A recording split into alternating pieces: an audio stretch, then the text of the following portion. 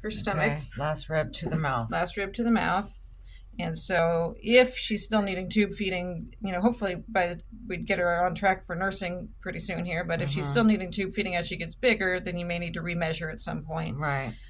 One of the ways that you'll know that you're in the right place is that you can get it all the way in.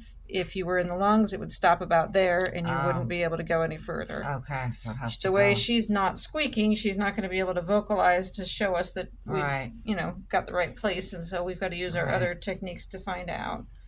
So we don't have any of the little cans of open formula. We have one big powder tub that's open that we made this out of, and then we have like the giant powder tubs that would be more than she'd need for her entire puppyhood if you ended up having to take one of those home. I have some formula at home, but I don't know what it is, so I'll take whatever. So is she gasping for air? Is that what she's kind of doing? Yeah, she's still doing the same kind of breathing that they do when they're just first fresh out. They always do that gaspy breathing for their first few breaths, but usually by now they usually settle down to normal and starting to crawl around. She'll wiggle when she's stimulated and such, but she just does not want to.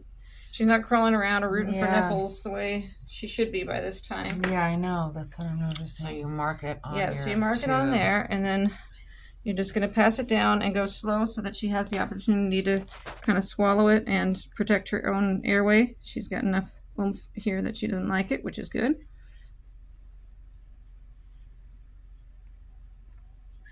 The fact that we made it all the way down with no resistance is good.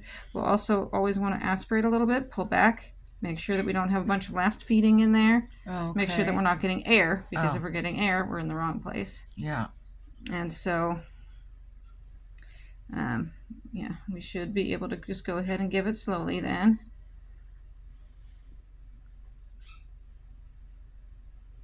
I just have that a little bit for right now. Right, and then, that's okay. Yeah.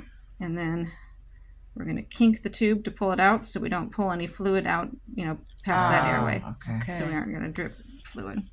So I'll give you a feeding chart for right now, but right now all we want is just the littlest bit so that she doesn't get low blood sugar. Right. Yeah. And so that we get her a starting place. If she perks up and starts doing better, we just want to put her on mom and the nurse. Yeah. And that would be the ideal. And if not, then we'll be wanting to do tube feedings every 2 hours initially. Every 2 hours. Yeah. Every 2 hours initially, and then as she gets bigger and stronger, if she's still not nursing on mom, you may be able to go out to longer intervals, but hopefully she would perk up to the point where she'd be able to nurse on mom long before that.